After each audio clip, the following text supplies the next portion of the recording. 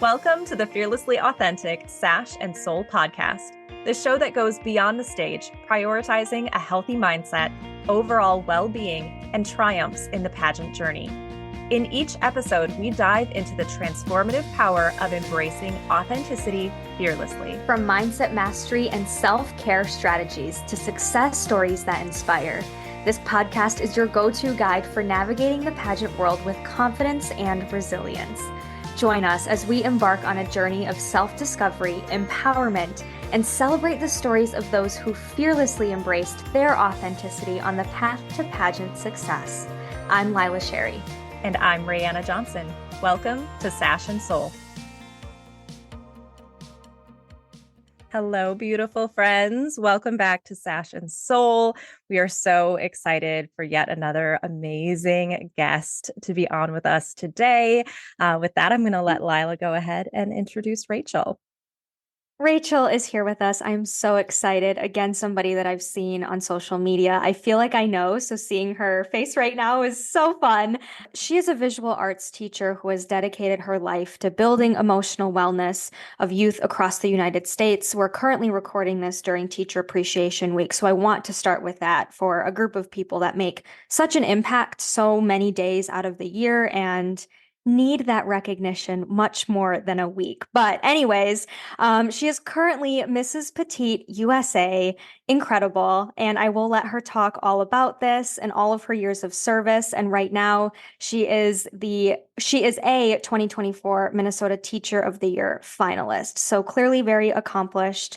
And she was Miss Minnesota 2015 as well. I'm going to let you take it away. You know yourself best, and I always want to give you the opportunity to introduce yourself. So here's Rachel. Welcome.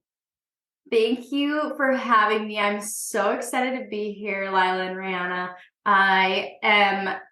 This is just kind of a big culmination of my journey, me talking to the two of you right now, especially regarding mental health and in pageantry and it being Teacher Appreciation Week. But my name is Rachel Betterley, for those of you who do not know, and I am the reigning Mrs. Petite USA, and I kind of have a little bit of a long history in pageantry, which is definitely a rabbit hole that we can kind of go down. We'll have to see where this all leads, but I'm really excited to be here. I've been teaching for 11 years now, and I am a high school visual arts teacher. I hail from northern Minnesota, just shy of Canada. And I love teaching art. I love inspiring youth to find their voice through art and to heal through art. I know for me as a kid, it was very, very important. And it was part of my own journey, my own healing process and journey, where I fell in love with art and why I became an art teacher and what led me to pageantry and how that's all kind of come to fruition together. And it's just such a beautiful thing. So I'm just really excited to talk to you all about it.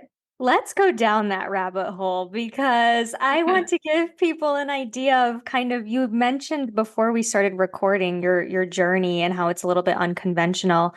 Dive into that a little bit. Where did you start? Where are you now? And what has it been in between?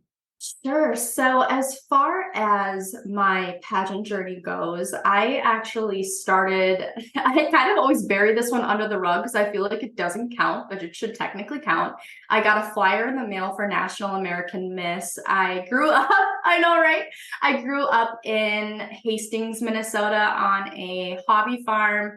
And so I thought, oh, a pageant, this seems fun. I should probably do it. I had no idea what I was doing. My parents did not have a ton of money. I walked in there like, whoa, I am just kind of not prepared for this. But I actually ended up getting fourth runner up. And at the time, I think there was around 50 plus girls. And I was really excited about that. And I felt like at the same time I was good. I got a piece of what pageantry is and completely forgot about it for the longest time because I was also dealing with a lot of mental health issues as a teen and from my childhood, which we can bring up later. But it wasn't until college, actually, I believe I was a sophomore or junior in college. I was studying art education at the time. And I found a random flyer for a local pageant. And I had no idea what Miss America was. I was the type that thought Miss USA and Miss America were the same thing, even though I grew up watching both of them and idolized them and thought how great it would be to be up there. I really knew nothing about it. But I noticed they had a swimsuit, they had a talent, and I was thinking in my head, wow, they're really looking for all the things. This must be really legit. And then I found out that you get to continue on to Miss Minnesota if you win the local. So for some reason, I don't even know why, I thought maybe I need to do this, some kind of divine intervention or something, because I think I don't know who I need to thank, but I thank the fact that I found that flyer that day, because it completely changed my life, because I got involved with the Miss Minnesota organization and I fell in love with it. But again, it was one of those things where I had no idea what I was doing. I was trial and error. I really didn't have a talent, because for me, my talent was painting and drawing and working on the pottery wheel, all the things that I was like, I can't do that on stage. I don't know how to do it. So I'm trying to figure out what I do. How do I express who Rachel is in a way that makes sense? And so that's when I kind of invented the talent of ribbon dancing. And it's kind of like painting on stage with a really long ribbon. So I kind of combined contemporary gymnastics with, I guess, painting on stage with the ribbon. And it was enough for the judges to really fall in love with it, but also give me a sense of a way to express myself. And I was eventually at the point where I did win my first local. It took me a couple times, and then I won on my third local, and I went to Miss Minnesota. And that's when I kind of was like, oh, this is what it's about. I really went in with no coach, with no really understanding of what I needed to do. And so it took me a while. It was a lot of scaffolding of what I needed to do and how to better myself and grow as a person. And at the time, that was a lot. And it was one of those situations where I got better progressively. I was a non-finalist my first year. I went back my second year when I was finally a teacher in my own classroom, and I felt like I was really taking charge of my life, when I won fourth runner-up. And I felt like I had a really deep understanding of what it takes to actually do with the title and make that impact. I had to really learn the hard way that when it comes to being a title holder, you really need to have that passion about something that stems beyond pageantry. And then you're going to find that success in pageantry as a result. And I almost didn't even come back my third time. I thought, man, I'm good with fourth runner-up. But it wasn't until he's a former director. He's no longer with us right now. His name is Bruce Vassar, amazing man. And he came up to me. He's the former director of Miss Minnesota. And he said, Rachel, I really want you to come back. And I said, I think I'm okay. I want to move on with teaching. And he said, no, you don't understand. I know a Miss Minnesota when I see one. And at the time, I was like, Bruce, why did you have to say that? Because now I'm going to go back, and now I'm going to have to come back. And he stepped down from that position to move on to other things, and Kathy Shellam took over. But I went back my third time and ended up winning. And then Miss America happened, and it was this whole big thing, which is a whole nother conversation. I don't know how deep you want to get in on it, but Miss America happened, and it was a lot. It was the height of Miss America. It was in 2016, Miss America 2016 technically, and it was the height of ABC. We were going to Good Morning America. It was very cutthroat. And Ran, I'm sure you can attest to this because you were right at that time frame. It was super intense. And I know for me, I got really sick when I was in Atlantic City, and I knew I just didn't perform my best. I had wardrobe malfunctions. I'm going to be honest. There were parts where I loved it, and there were parts where I didn't. And knowing what I know now, I know the things that I would change, of course, because you have learning experiences. But at the same time, things happen for a reason. I fully I'm aware of that. However, for me, there was always kind of that hole of knowing that I could have done better, because there were also things that are out of my control, like getting really sick. And so I always had that kind of gut feeling of something feels unfinished. Something doesn't feel right. I know I can be better. And that could be the competitive part in me a little bit. But when I left Miss America, I knew if I couldn't be better at Miss America at the competition, I knew I could be better as Miss Minnesota. And so one of the things that I launched was a big anti-bullying awareness campaign. And I'm super proud of that, where I traveled across the state, spoke to over 10,000 kids. And I really rode on that. And I think that's really important for people to know, is that things are going to happen, but you take those situations and you learn from them, and then you move on and try to create something else that's meaningful. But that's part of my journey as far as Miss America goes. We'll pause here, and then I want to get into Mrs. Petite USA because there's so much to talk about there. And for the record, I was one of Rachel's judges, so I'm super proud of that. Super excited to see you again. I want to talk a little bit about, well, there's a lot that I want to talk about from what you just said, but first thing I want to dive into is, because I feel it so deeply when you were talking about Miss America and it wasn't really what you expected. You felt like you could do better. You didn't say the word regret, but I think for me, I did have a lot of regret. And I looked back and really struggled with my performance and thinking it could have been different if my preparation looked a little bit different or if my approach had looked a little bit different.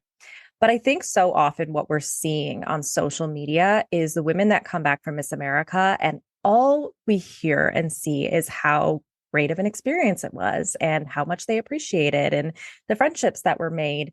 And I think there's a lot of internal grieving that goes on and pressure to not really talk about the struggles that you had, or even the struggles that you have in the moving on process of, you just competed for this national competition. It's a one and done.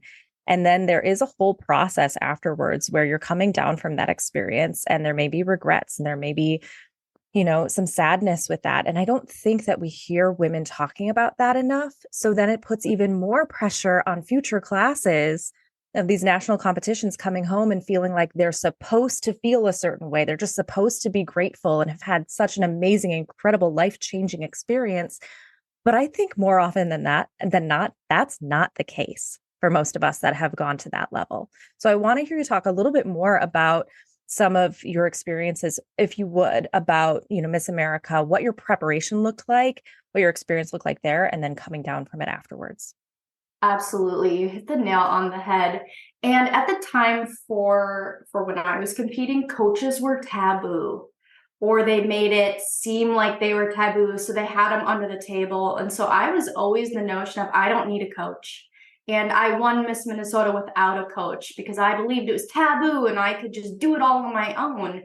And while I had support from my director and from the committee, I had the support I could get, and I'm very grateful for that. I felt like I could have done more in hindsight and not relied on, well, I'll just be me and it'll be all that's enough. That's not true. You really got to put in the work.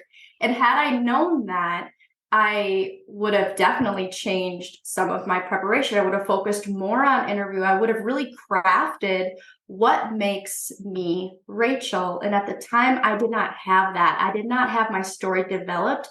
I still had my own childhood traumas that I had buried so deep that was just non-existent. Versus now, it's my story. It's everything to me. It's my purpose in life. And I've finally been able to puzzle all that together.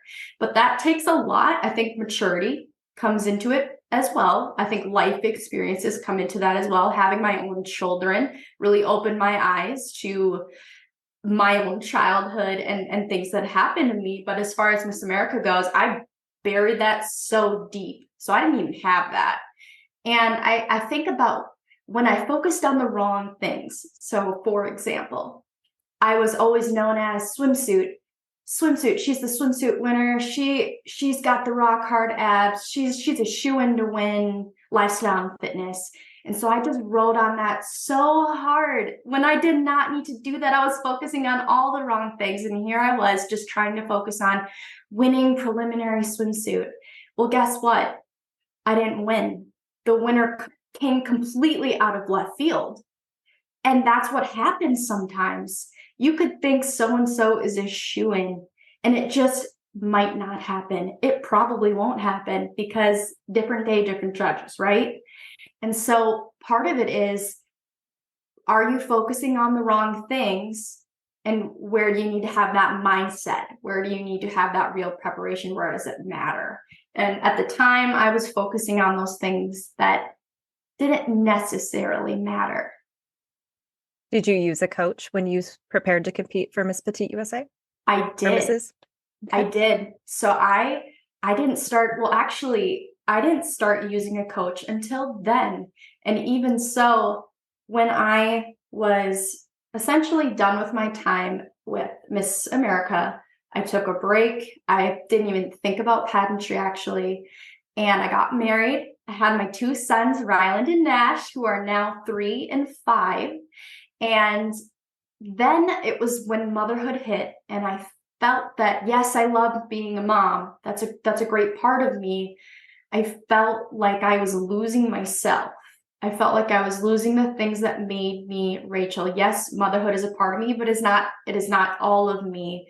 And I know I have more, and I have things that I want to do beyond that. And pageantry for me is that place to establish that networking, those communication skills. It's just that place for me that I keep coming back to. I don't know what it is, but I keep coming back to because it makes me feel like I'm growing and developing at life. It's one of those things where you really can just grow as a person if you allow it to. And at the time, once I finally said, okay, I think I'm done having more kids, I want to try to get back into the pageant circuit. And you guys, you get rusty. I will tell you this, you get rusty. If you stop doing pageants, you're like, wait, how do I walk again? How do I speak again?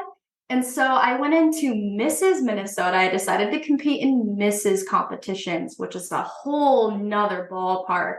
It's an exciting world. It's an everyone knows everyone world, but it's really cool.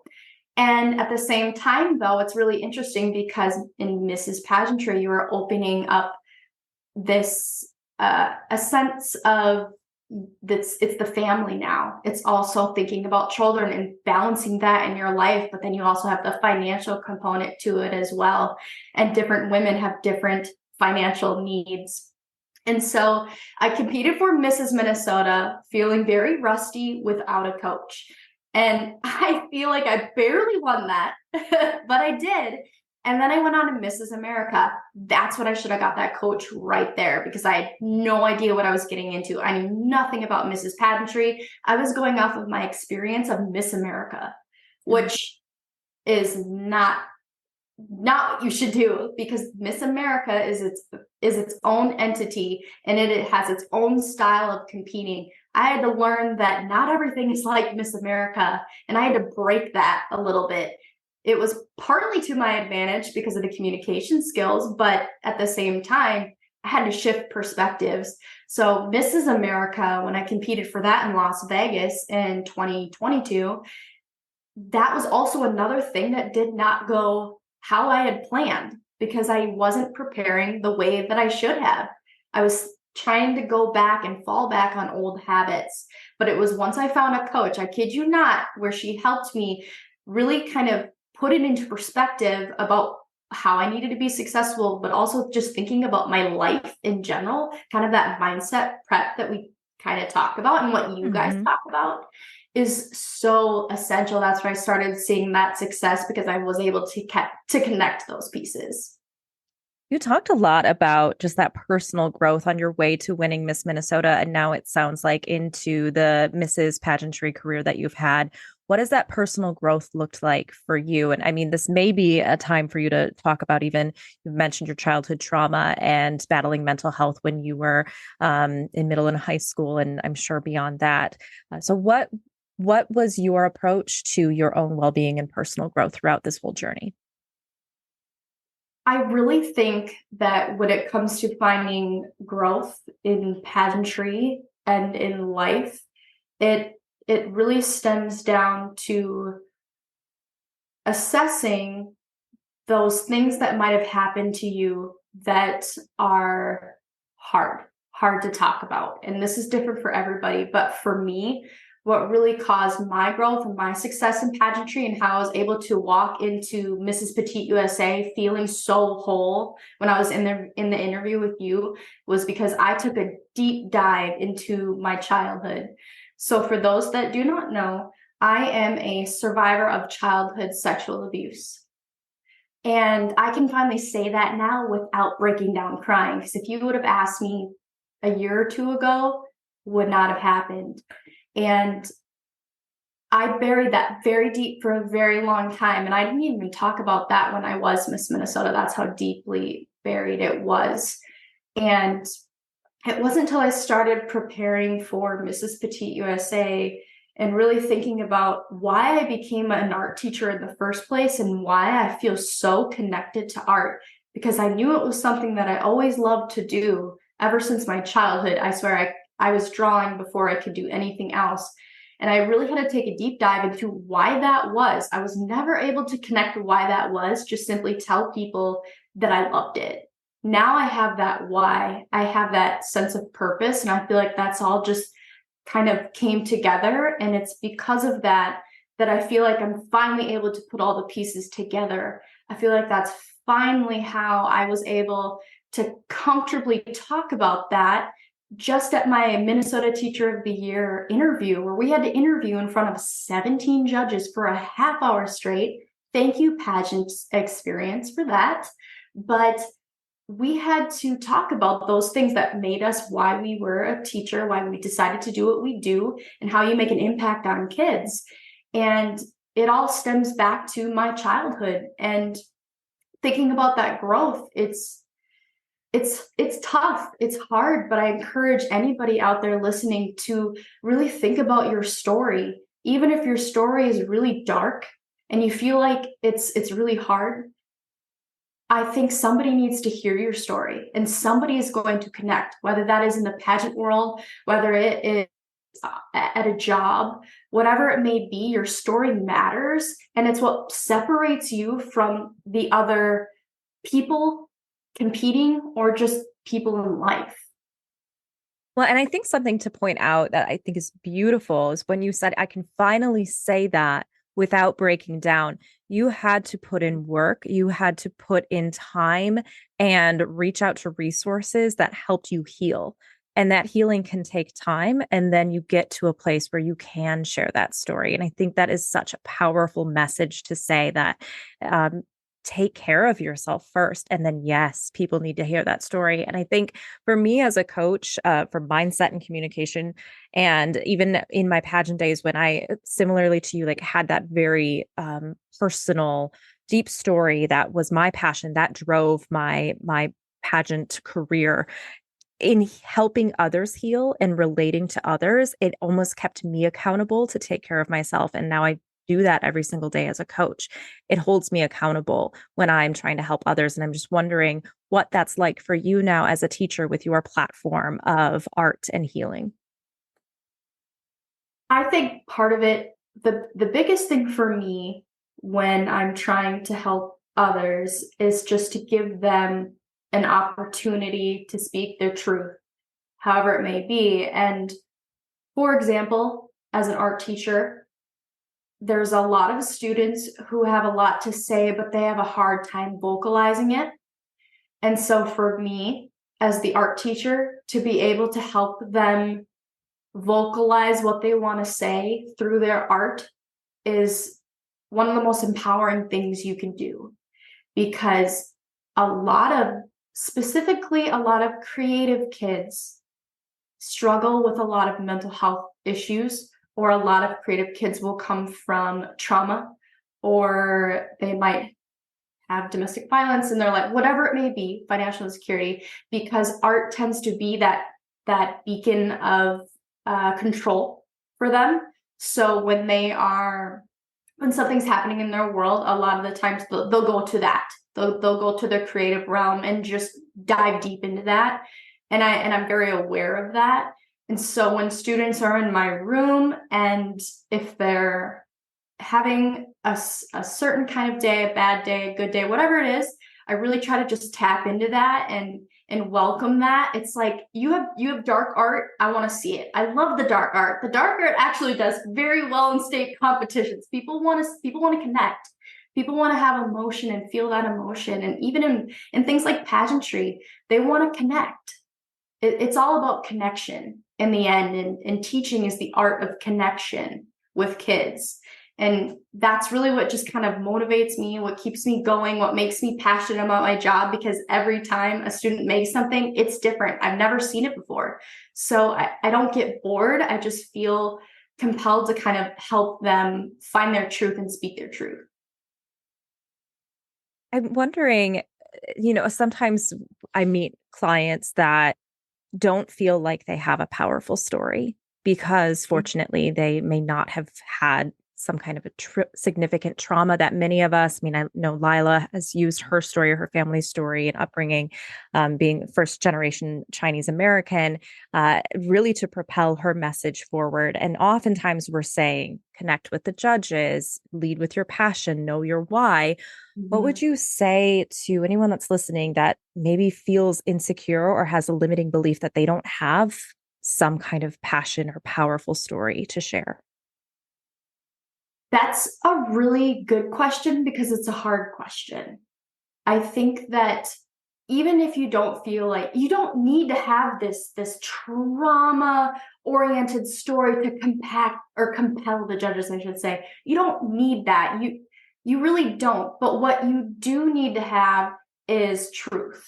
You need to be honest with yourself. You really need to think about what you're actually passionate about, because there's nothing that grinds my gears more or I should say, when a title holder or somebody who's interested in competing, who has a platform or an initiative, but they conveniently only have it for the time frame they are competing, and all of a sudden it's gone.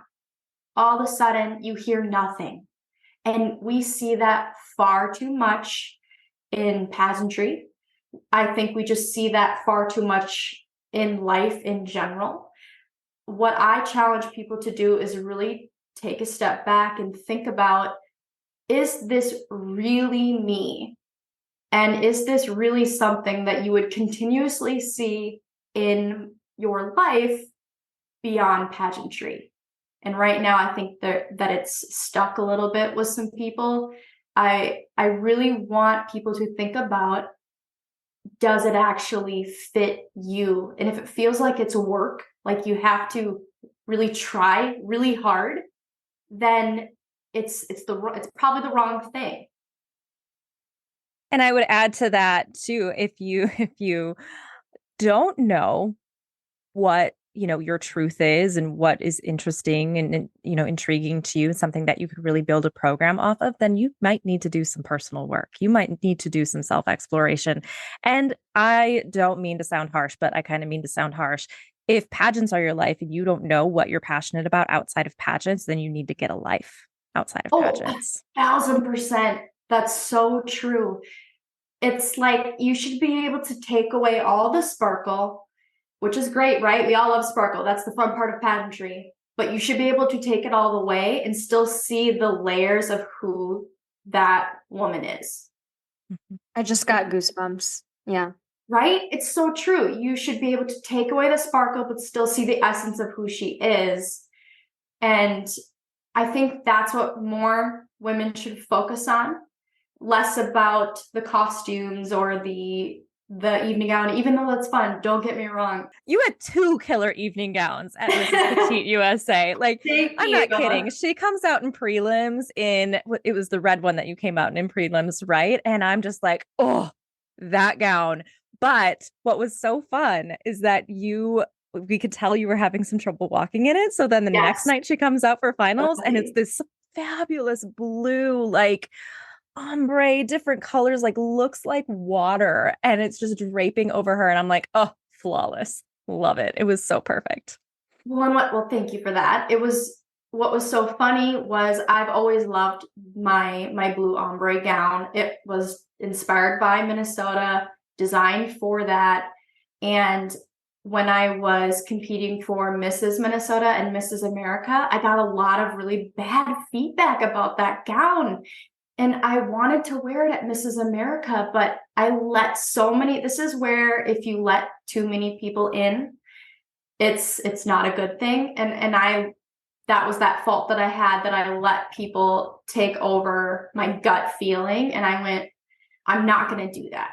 At Mrs. Petite USA, I think I wore the red gown because I wanted to play it safe, because in my head, I had people telling me that blue gown. But I knew for finals, if I was going to win, that I wanted to win being 100% Rachel, and I was going to wear that gown, and I did not care, because I was like, if the judges have actual taste and know a contemporary design when they see one, then they will appreciate it and I will probably win. But if not, then we're just two totally different people, I guess. And so I'm so glad, because I was like, yes, the judges have taste. Well, I'm going to take that as a huge compliment. I love it. Thank you so much. I have taste, Lila. Have you ever heard that about me before? Now you know. Never. Lila has like 2 giant bags full of my clothes that she's slowly going through. So I don't really want to know her honest opinion about my taste, actually. Don't be offended. I'm trying to clean out my closet. So if a lot comes back to you, that's why. Okay. You acquire a lot of stuff during your reign, that's for sure. And that's one of the fun things about pageantry is I like to treat it like art. And I treat the stage as an extension of my artistry. And I encourage people, even if you feel like you're not creative, pageantry is a stage for creativity. You are just your own muse. You are the star of your canvas. So present that how you want to the world, because every painting, every work of art has a theme, has a feeling, has a mood, has a tone. To me, that's what every pageant title holder has. So I think and feel that it's important to treat pageantry like art at the same time too, which elevates the prestige of it. I have this saying, and I think you're such a perfect example of this. And I probably am not the first person to say this, but I've been saying it a lot recently to the girls that are competing for my title this June. And nobody's actually quote unquote good at pageants. Like that's not a thing. You find yourself so deeply and you express yourself and you establish yourself in so many different realms in your life to the fullest, and you just so happen to showcase a lot of that through pageantry, and you can be successful because you've been showcasing all of the success that you've had outside of your life. And you're such a perfect example of that. So thank you. And I wanted to bring that up because I appreciate that. And I appreciate the way that you express a lot of that. So thank you. Thank you. It's not without a lot of blood, sweat, and tears, but it's all part of me now. And I'm just thankful that I get to be here talking with people like you too, because pageantry really is about networking. People always ask, why do you continue to do pageants? You're a wife, you're a mother. What else is there? And I always tell them, you don't understand. It is the power of networking that pageantry provides. And if you think about it in that way, you're going to feel the experience is a lot more empowering as a result. mm. So I want to dive into Mrs. Petite USA, because I know that you are preparing for Universal Petite, right? Which is coming up in June. Is that correct? Can you tell us June 5th. Tell us about the Universal Petite organization. I'm really excited about this because I have clients and I've known of many women that feel like they're too short to win. And I had not heard of the Petite organization until I was asked to judge last year because it was hosted here in Minnesota. And I just think it's such perfect timing for you to come on and talk about another system that is an opportunity for women to participate in, especially women that feel maybe insecure about being quote unquote vertically challenged, which is not a thing, but I have heard the term. Well, I mean, we can think about it. And even though people will deny that height doesn't matter, the shorter title holder does need to work a little bit harder. They just kind of need to work a little bit harder. And it really stemmed from when I was competing for Mrs. America. I felt like I didn't fully belong, but I want people to understand that that doesn't necessarily mean that it's a bad organization or that you shouldn't compete for XYZ. there are so many different pageant systems out there. It is an endless sea of opportunity, but I do firmly believe that you have to find the one that fits for you. And so for me, when I found Mrs. Petite USA, one, I just really loved the idea of competing in a Midwest pageant, because there's something about being in the Midwest where I think sometimes we get misunderstood, especially when we're competing at other national pageants. I just think that the Midwest, it's just a little bit different. And so I was very curious about how I would feel competing in a pageant where it was actually in the Midwest. And at the time, Mrs. Petite USA was in Milwaukee. It's going to be in Chicago this year. I'm really excited about that because it's expanding. But I was also very interested in the fact that it was 5'6" and under. I'm 5'4.5", so I'm on the taller side. But I also was really into their focus on philanthropy. Jenna Rhodes, she is the national director for Petite USA. She's fantastic and wants to make sure that everyone feels supported and feels the sisterhood. She really emphasizes sisterhood, but she also emphasizes service. And I was really drawn to that. And I know for me at the time when I was Mrs. Minnesota, I was really getting deep into my nonprofit Sketchbooks for Kids, which can be talked about at a later time. But essentially, I was doing a lot of philanthropy work with that, and I wanted to expand it. And so I picked Mrs. Petite USA and represented the Great Lakes. And I knew going into it this time that I felt as if I've done a lot of work. I've done a lot of the intrinsic work, and it felt like a completely different mindset. It was a completely different experience because I was going into it I don't want people to think that if you go into a pageant thinking you're the winner, that is necessarily an arrogant thing. I think it's important for people to see themselves as if you were the winner. What would you want to do with your year realistically so you don't get imposter syndrome, because it can happen. But I knew I really wanted to have that mindset of, what am I going to do? What's my plan? How am I going to connect with the petite sisterhood? Because that is a big component. And going into it with that mindset, I felt like when I was talking to you, for example, that I was really showing up and showing you what I wanted to do. Even though the interview was only 2 to 3 minutes, it was super short. You can only say so much, but I feel like you can capture the sense of what somebody needs to say right away. And I've really enjoyed the process. But then here we are, we have this international part of this component too. So if you win Mrs. Petite USA or any division, because we have 5 divisions, we have teen, Miss, Ms., Mrs., Elite, Ms. So we have 5 divisions for different age brackets. And what's nice about that is it does broaden that outreach for women who feel that they can compete. So it's very diverse. We have women. It's one of the most diverse pageants in the state.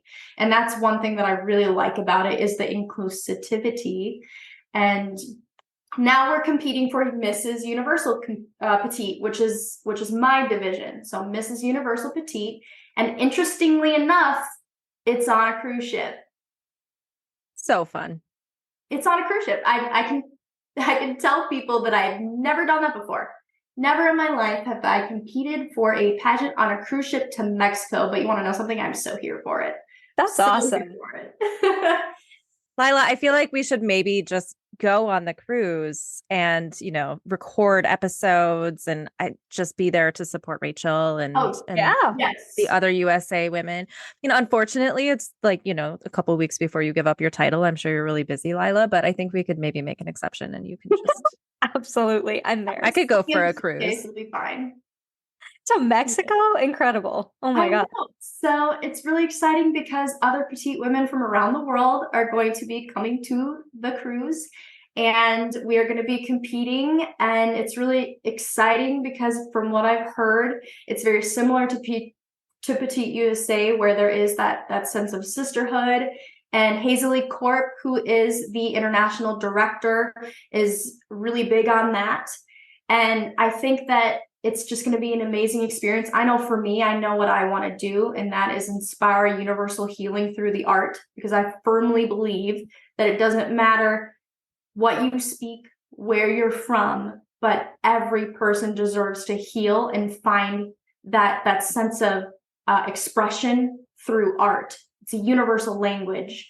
And so I know my message is strong, and what I would want to do as Mrs. Universal Petite, and to be able to share that and just represent the USA, I think is really exciting because I've never done that before. So exciting. What would you, I lost my train of thought as I was listening to you so intently. What would you say to someone that might be interested in getting involved in Universal Petite? Oh, well, first I would go to their website or go to social media. So you can either go to petiteusa.com or you can go to universalpetite.com, and you're going to find all that information. And I should say Petite USA takes place in August. It always takes place at the beginning of August. And I really encourage women to seek out pageants that might be a little bit different, because you might find that that is your place, that is your home, that's your people. So I just really stress that, yes, those organizations that are the big names, they have the big names, right? They're always going to have that. For example, my attachment to Miss Minnesota will follow me for the rest of my life. I know that. That's also a big shoe to fill. But I also think that these other pageants are just as great. And I firmly believe that it is not the title that makes the girl, the woman, but it's the other way around. What you do with that title and how you uplift that title is going to set the standard, the standard and the tone. And that's so important to remember, is you make that great. It's not the other way around. Such an important message to remember too, that you may be idolizing former title holders or outgoing title holders, the woman that you want to crown you, and that imposter syndrome, that comparison is so real, thinking that you're not like that person or need to be doing something differently to fill those shoes. But Rachel's message is so imperative to remember that you make the crown doesn't make you. I love that quote. I've heard you're not molding the title, you're not molding yourself into the title, you're molding the title around you. But I also like that too, if you make the crown, not the other way around. 1,000%. I mean, think about it. You're in control of that microphone. That sparkly crown is that microphone. No matter what, people are going to see that sparkle on social media. They're going to gravitate towards it. So you're in control, and you can either let that opportunity slip by, or you can really hone in on what makes you you and just have fun with it, but also stay true to yourself, but also know how to stay in your lane, in the sense of do the things that you want to do, not the things that you feel like you have to do. I want to ask you, what is something that you wish you would have known throughout this whole process? Is there one piece of advice that you would say to somebody in the midst of competing, thinking about competing? Like, what's that thing that you wish you could go back and know? I wish I would have spoke my truth sooner. I wish I would have developed and understood my story sooner, because I think about the beginning of my journey and how I essentially hid what really made me me. Even though I found success, it took me a longer journey to get there, but I also felt like I was almost doing too much, and I wasn't really focusing on the things that kept me passionate. So, for example, a lot of my earlier philanthropy was very broad, in the sense of fight for education for all. Well, that's yes, but that's really broad. That's really hard to do that. But I felt that I had to be broad in order to be relatable, in order to win the title. But really, it's the opposite. Go dive deep into that niche that makes you you, into that thing that makes you unique, whatever it is. Do not be afraid to really hone in on that, speak your truth, and dive into, like I said before, what makes you you. And I know now moving forward, I am so deeply rooted in the arts and creating and thinking about life as one big canvas and as pageantry as one big canvas, that I don't care if you're not on my creative train, that's fine. But hey, if you want to join, let's do it. Follow me and we're going to have a great time. And that's okay. So to piggyback off of that, as a Mrs. title holder and as a mom, I think it's a unique opportunity for us to be speaking to the moms out there about, if you've ever had that, what if I ever tried this for myself as I'm supporting my daughter? This is a great opportunity for you to hear the answer to that what if. So what do you have to say to potential Mrs. contestants and moms out there that are listening? I think I should say, if you're thinking about potentially competing in a Mrs. pageant, it is a great opportunity to reestablish or reevaluate your identity, because motherhood is hard. We know that. And I'm not taking away from anyone where it's like mom life is it and that's what I do. And like you want to ride on that. That is fantastic. I will not stop you. I know for me, I felt like even though I love my boys to the moon and back, like I will die for them. I will do anything for them. They are my world. But at the same time, I know it's so important to take that time for me and to feel like I'm giving more.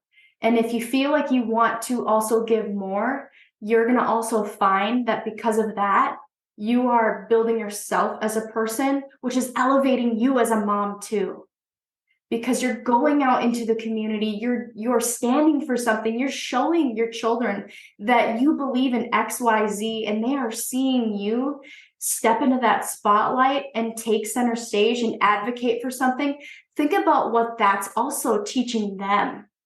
I think it's really powerful for you as a mom to take that step and that leap of faith and that vulnerability, and to show your kids that it's okay. It's okay to be vulnerable and go for your dreams. And I think that's what Mrs. Pageantry does. It is hard. I'm not going to lie. You have to have balance.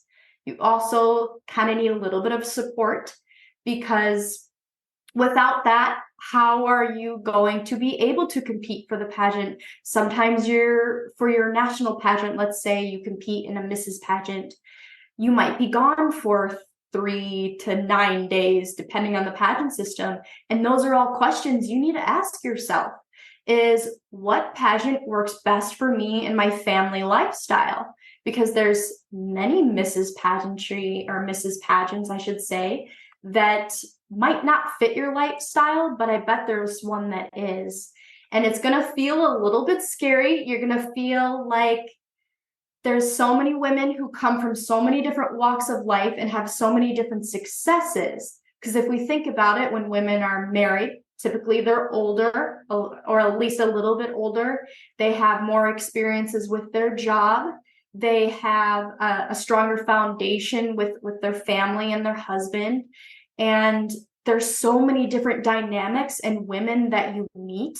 And you are going to find those friends, though. I promise you. I have some of the best friends from Petite USA. I still have a group chat going strong. We talk almost every day.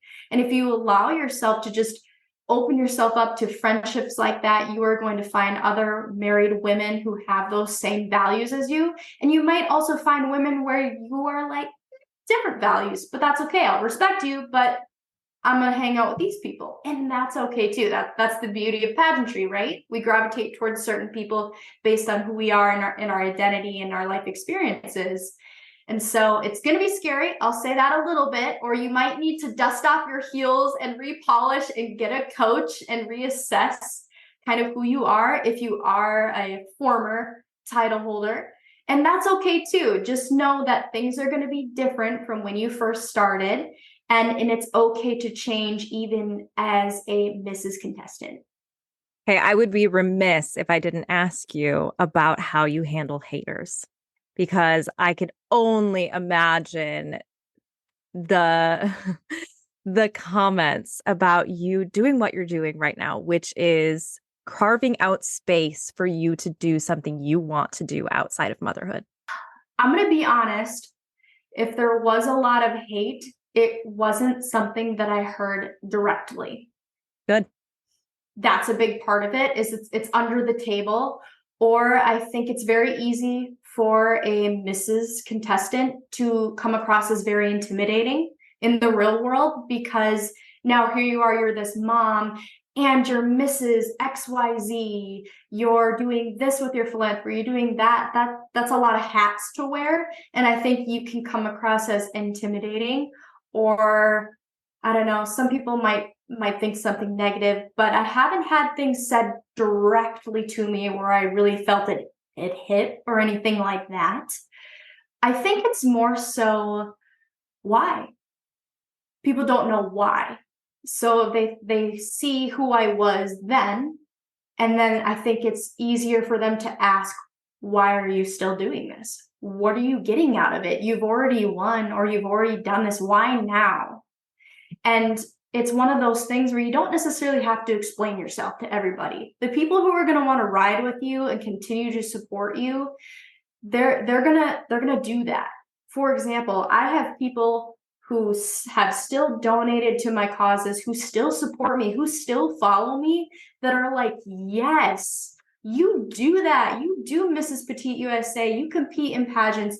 This is amazing. We're excited to see you still doing these things and wanting to make this difference. And those people that want to ride with you and follow you, they're going to continue to do that. And the people that are silent, it speaks more than anything.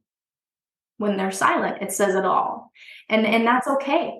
I think you just have to find your people, like I've been saying, and gravitate and network to the people that are going to help you share your story and lift you up.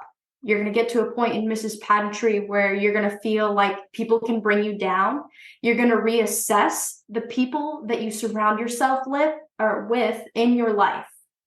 Outside of pageantry, you're going to reassess everything, and it's all going to shift, and it's going to shift for the better, because you're going to gravitate towards growing and learning and being the best mom, the best wife, the best whoever you want to be. And so I just encourage people to welcome that process and be open to it. I think that's really good to hear, because if you haven't heard someone say it to you, it may be a limiting belief that you might have. Like, I'm speaking with listeners out there, that, that's something that is just part of our culture and our society, is, that the mother hat of, you need to make that your sole responsibility. And us on Sash and Soul, we like to eliminate those limiting beliefs and think about what's accurate. And I think you spelt it out perfectly. So thank you for that. No, it's like giving me hope sitting over here. Like, one day I want to be a mom, and maybe it's not this big scary thing that I give up all this stuff in my life to do it. Like, this is really powerful, even for people who are not moms, to recognize that and know that it's not this end of a chapter and like closing the book and all this stuff. No, you can live in the and we talk about this so much. You live in the and you can do it all if that's important to you, and you find the things that are important. So thank you. Absolutely. I think about this. I think about who I was before I was a mom, before I got married, and who I was now. And I argue that I feel stronger. I feel more empowered. I feel like my life skills, and I feel like my networking and all the things that I'm passionate about are so much stronger. And that's something that I really want to champion, is that it is not the end. You become a parent, you do XYZ things or not, and that's okay too. But to me, age is such a special gift. It's so empowering. I would pick me in this title and where I'm at right now any day over who I was in my early 20s. I would pick that. I would pick me now any day of the week. And so it's not this thing where it's like, oh, you give up your crown and all of a sudden you're not a person anymore and you're no longer XYZ. It's like, man, we're not going to a funeral here. We're not just giving up our Miss Wisconsin title or our Miss Minnesota title or whoever, and all of a sudden you're just gone, poof, from the world. Thank you. we need to seriously get over that in pageantry. It feels like I'm going to a funeral, and I just don't like it because it's so the opposite, and it can be the opposite if you allow it to. These skills should be pushing you and progressing you forward in life. That's what I feel pageantry should do. And if it's not doing that for you, let's reassess. Let's think about those things that keep you really passionate so you can feel like you're elevating. Thank you. Thank you for being here. Well, thank you for letting me talk and ramble, because I could go on and I probably shouldn't. Well, let me ask, is there anything that we did not touch on that is important before we kind of round out here? I want to make a point of time. You are a mom, so that's the thing, you got to time manage. It all works out if you know how to be organized.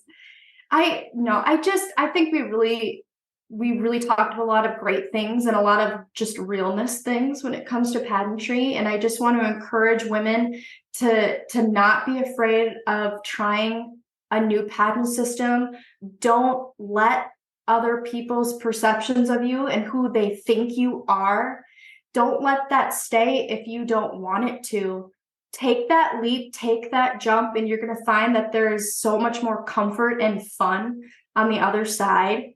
Treat pageantry like it's art, like it's a canvas, and you're going to feel such a deeper, stronger, more fun and exciting connection to it as a result.